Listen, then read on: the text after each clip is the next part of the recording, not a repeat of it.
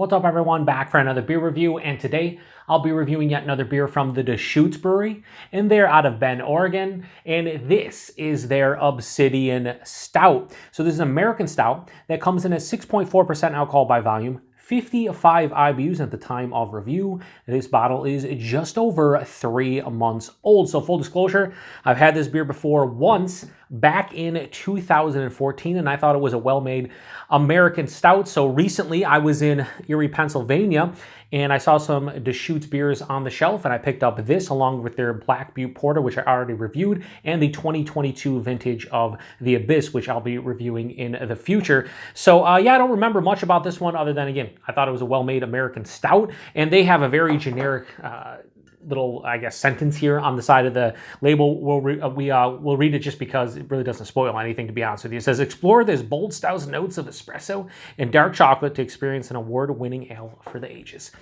That's it. Crack it open, get in the glass, see what we got going on here. So this one's a little bit fresher than that Black Butte at just over 3 months old.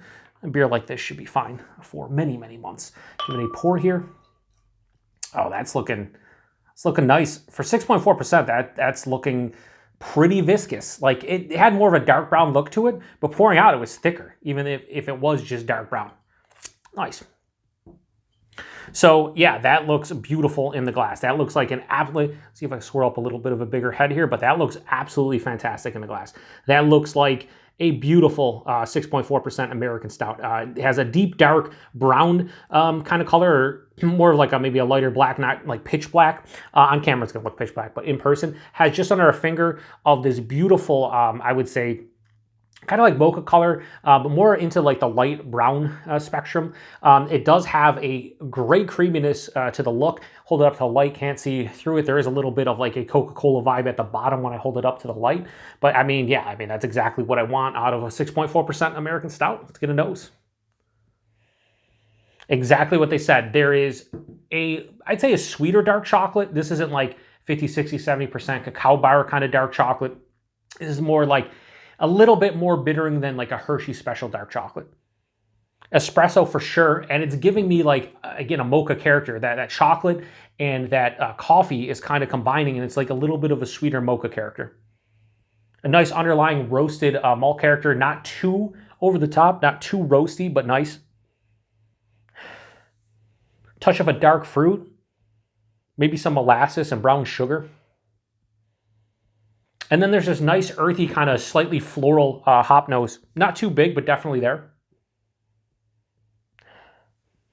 Yeah, definitely real earthy. Again, 6.4%, no frills, core 4 ingredients. American Stout, this smells pretty damn good. Let's get into it. Cheers, everyone.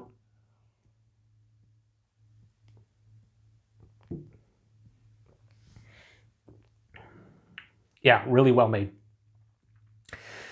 It's, again, reminding me of like maybe a little bit of a bigger like Black Butte, especially from the body of the mouthfeel, but very similar characteristics. It's very nice. See, I enjoy Black Butte a little bit more. I think it's just a little bit more robust, but I'm not going to turn my nose up at this one. Here's where I think it shines. 6.4%. This is higher side of medium and a low full. Shit should not. Like, it has a viscosity that is more reminiscent of an 8, 9, 10% Imperial Stout than a 6.4% American Stout. It definitely has a nice body in it. The mouthfeel, while still being carbonated, mild to moderately carbonated, it has a smooth, creamy nature to the mouthfeel. Tell you what, body and mouthfeel shine on this beer, without question. I think for me, it's kind of the allure to this beer. The body and mouthfeel, it's fantastic. The taste, it's not like super complex and over the top, but right up front, roasted malt, without question, hits me. Right after that, you get, or I should say, I get that dark chocolate, but in the taste, it's more, maybe not dark chocolate, more like baker's chocolate, or like unsweetened cocoa, or unrefined cocoa. That's what I'm kind of hit with. Then it hits halfway through the palate, it kind of melds with the coffee, the espresso, they say, but this is like a medium roasted coffee. And it gives you mocha vibes without the sweetness.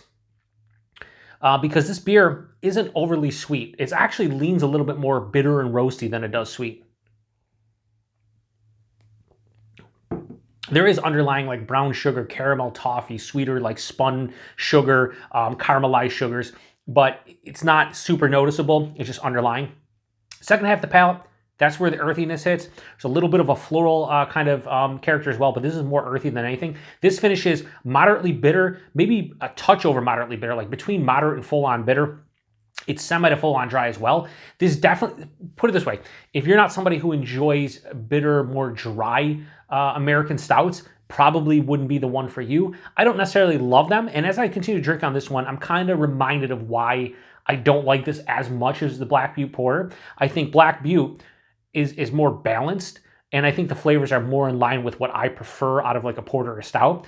This is one of those one and done beers for me, and I know there's a lot of people out there who easily would house a 6-pack of this in a night, and this might be their go-to beer, and I totally understand that. For me, this is a beer I want to kind of sit down and kind of drink over a half an hour, 45-minute period and just savor the flavors, but I know by the end of this glass, it's going to be a little bit too bitter and dry for me. But the body mouthfeel is spectacular. The taste is nice. I just think it's a little bit too bitter and dry for me to absolutely love this without question. But I will say this is a very well-made American stout. And if you're somebody who likes just, again, non-imperial, just core 4 ingredient stout that does it well, this would be one to pick up. So I am going to give Obsidian Stout, before I even go into the rating, 6.4%.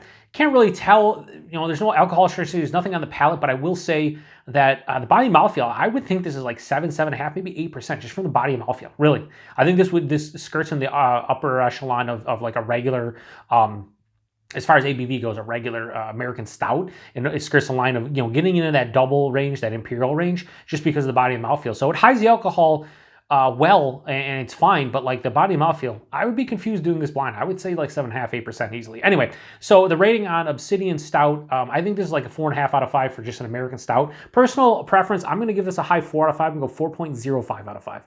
I think that's a fair score for what I'm drinking here. I like Black Butte Porter more than this, just to be honest with you, and I got to be honest with these reviews, but I would be lying to you if I said this isn't a well-made American stout that I do enjoy. I just don't think this has the drinkability for me personally that Black Butte does. So, I seek this one out if you like American stouts. Price point availability, I forgot what I paid for this. I don't remember if I got this in a mixed sixer at Wegmans in Erie, PA, or I bought it at a store. I'm trying to think. I'll have to see if I can find the receipt, but I looked on their website, $9.50 for a 6-pack of this, all day, every day. And I think they, as far as like you can buy stuff off of their website, they only ship to a couple states, but $9.50 for that is crazy for a 6-pack of it. I think at the Wegmans, I saw it at Wegmans. I, again, don't remember if I saw it or grabbed it at Wegmans.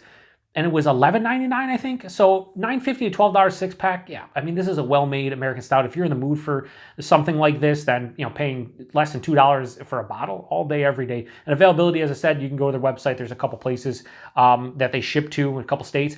They also have a beer finder, which is very useful. I just know here in Buffalo, New York, we do not get to shoot stuff, which is a bummer, but I can go down to PA or Ohio and pick up their stuff quite easily.